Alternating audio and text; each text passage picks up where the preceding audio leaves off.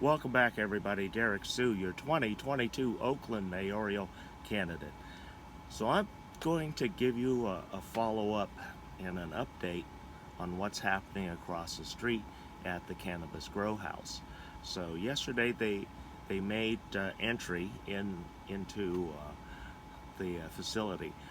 What was interesting, normally there's 8 armed guards on site, and there were none when police, or I shouldn't say police, the Alameda County Sheriff's Office made entry into the facility, and no armed guards were found on the facility, which is interesting. But anyway, what I wanted to say is 40 people were arrested yesterday and taken to Santa Rita out of here. And I'm sure because it was a group of Asian people, that they're also, if they don't have a California ID on them, I'm sure they're also going to do immigration check on these individuals, because there were quite a few individuals that did not have a California ID, and so those might be held a little bit longer. But for the past half hour, I've been seeing folks that were arrested yesterday are starting to show up to pick up their possessions and belongings, and I haven't seen anybody come out yet, so they may be having a talk about what's going on. But here's what happened last night. After they breached the the security fence and went into the facility, I knew that there was a large amount of cash on site, and then I also have an approximate knowledge of how many plants are in the facility at any given time, and the different processes. I've lived right across the street from this group for about 3 years, so we know the comings and goings. I know where they are in the cycle just by the movement or lack of movement of cars, certain types of vehicles coming in and out day and night, and when the security person, head of security, when he leaves, there's a certain procedure that's done for everybody's safety, because he's usually transporting cash. And if you heard some of the news reports, or some of the reports of $15 million, that number is actually true, because I know that they just finished making deliveries, and so that was the money on hand, and they're getting the cash off site. And this goes on with all the different grow operations that don't have access to banking or some way to put the cash into circulation, and so they have to store it for long periods of time, and then it's probably distributed in some fashion. But I know that they pay their bills with cash, large sums of cash here. But here's what's interesting about the industry. Everybody thinks that the local growers, even all the way up to Humboldt, are making huge sums of cash. Well, to a certain extent, that is somewhat true. But then if you look at how many people are in the farming business for 420 here in California, it really floods the local markets with a lot of cannabis products. And so right now we're even seeing some of the local dispensaries giving a 1 ounce special for $100. So that's telling you how cheap it's gotten. And here's the thing, state of California has allowed and licenses dispensaries to dispense cannabis 420. And so a lot of these dispensaries, in order to control quality, have set up their own grow houses, and they're clearly visible throughout Oakland, and sometimes they're not even in the county, but they're within the state. And so that's how a lot of the cannabis dispensaries control quality, and then they also can offer it for a lot less than buying it from traditional grower. You know, granted, the quality is going to be a lot higher with a professional farmer versus perhaps the dispensary level. But even at the dispensary level, it's really good.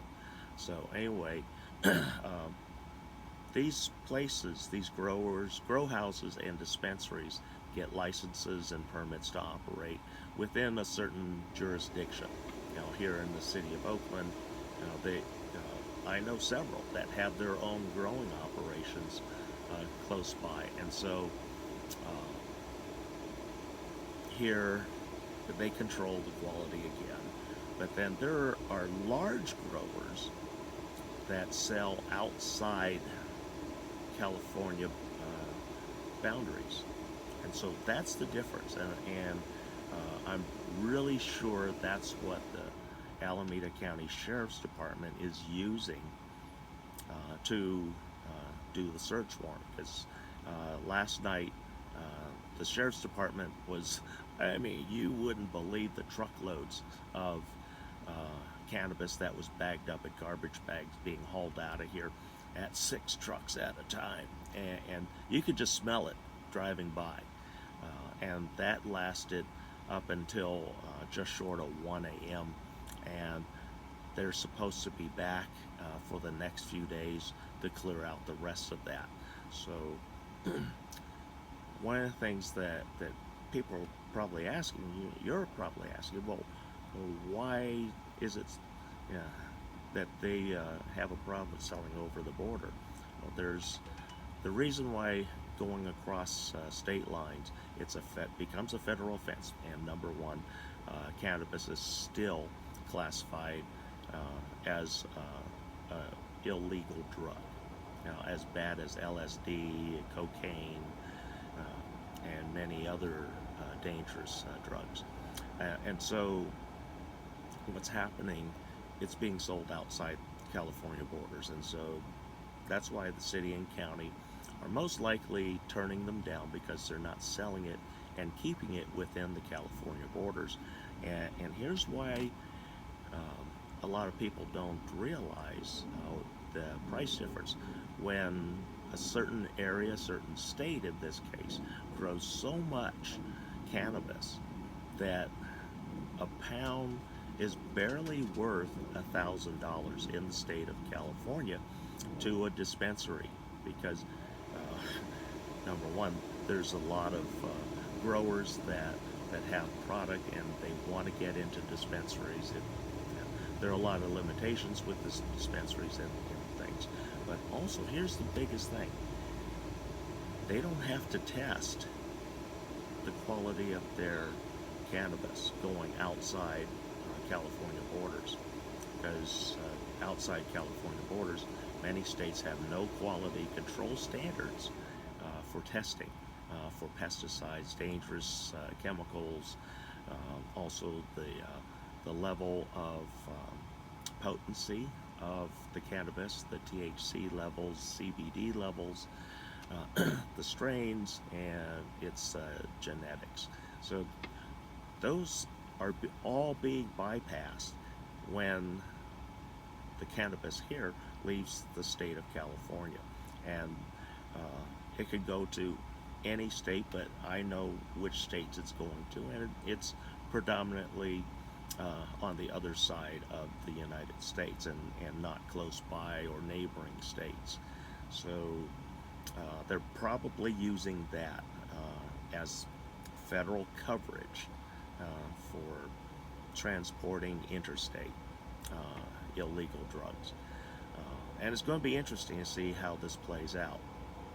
And when a pound of cannabis, California cannabis, otherwise on the East Coast and in Chicago, called Cali weed. If you got Cali weed, it gets a premium. So that $1,000 pound of cannabis here in local markets sells for 5,000 and as high as $10,000 a pound in the Midwest and on the East Coast. That's why some people are getting their feathers ruffled up here, because also that makes those markets in those states really irrelevant, and the demand for that is really low, and so people associate low cost with really poor quality, and so everybody wants Cali weed.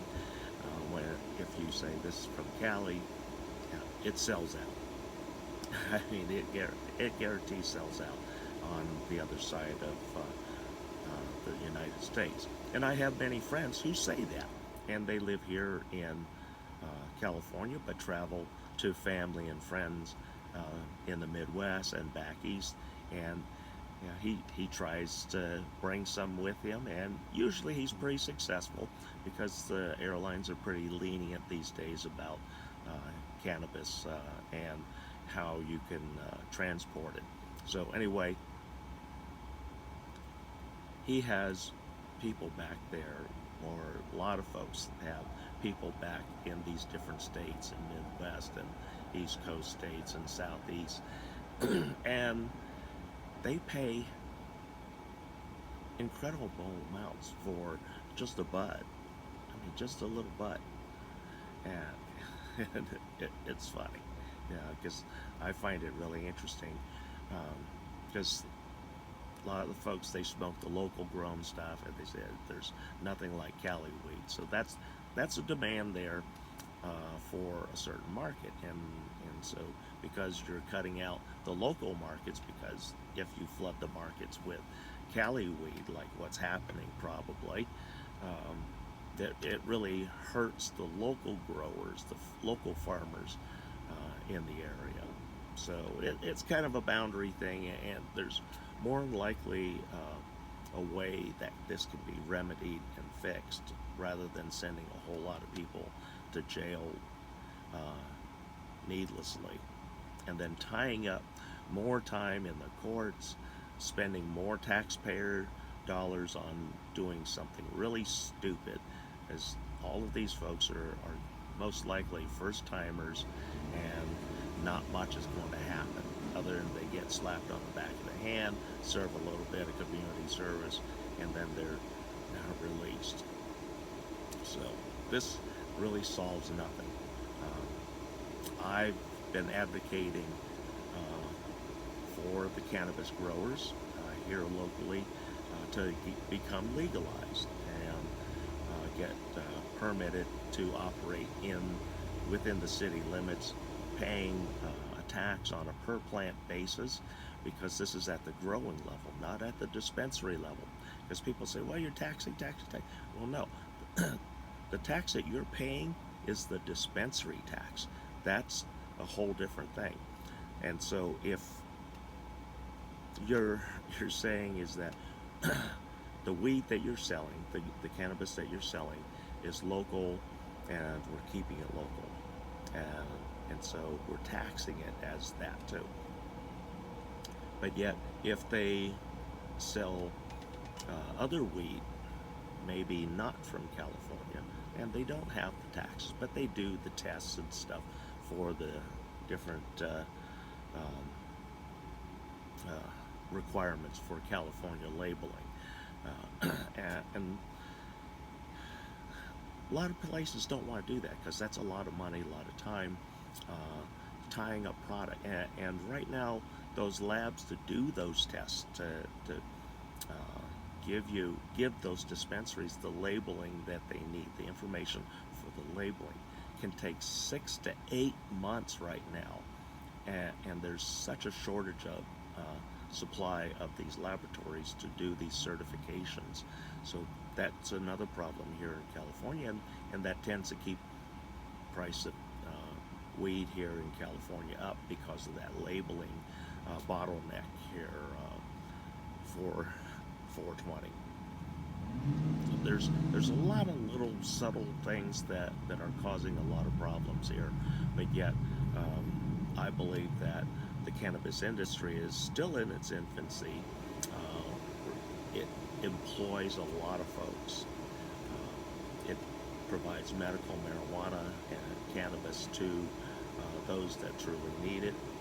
It also provides recreational cannabis for the recreational smoker, and there's nothing wrong with that. I have no issues with cannabis going back to my teen days even, because I remember in high school, probably most of us in my age group that grew up in the 60s, you saw it, pot smoking constantly. Then we saw movies like Cheech and Chong, Up in Smoke. Then another one was Fast Times at Ridgemont High, with Sean Penn smoking a joint and falling all over the place. So we grew up with that. And then most of us, I'm not saying everybody, but a good portion of us, even indulged in weed back in high school, and some maybe as early as junior high. But never did, I can't remember it ever killing anybody, overdosing. So like I said, I have no issues with 420. When I started my career with the government, I couldn't do anything like that, so I stayed drug-free and clean that whole period. And it wasn't until I was diagnosed with cancer that I started smoking cannabis again at a recommendation from a friend who's been around a long time. I trust and is like a pharmacist, where he knows his product and the effects of the different cannabinoids and what they can do. And so that's how I got reintroduced back into cannabis, and I stay on it, and it's really made a difference. My doctors, my oncologists know. I'm also part of a research study that's being followed about smoking cannabis for medical, especially for mine, which was colon rectal cancer. And so I'm being documented. I check in every so often, give my information, they check all my vitals, see how I'm doing, and I go on my way after that until the next time. So anyway, cannabis, I believe, will be legalized in all 50 United States here in probably under a decade. A lot of people are very open-minded, a lot more open-minded about cannabis than many other drugs out there, and cannabis actually is the drug that I believe causes the fewest issues in society. So anyway, thank you for joining me today. That's kind of an explanation about what's going on. There's an update. I just saw some trucks rolling in here. I believe it's Alameda County Deputy Sheriff's Office again. They're probably coming, go clear out some more 420, because in here there's 5 buildings, 5 huge buildings. Each building is 3 floors, and each of the floors has approximately 20,000 plants. 20,000 plants each floor, times 3, times 5 buildings. You do the math. Until next time, we'll see you back again.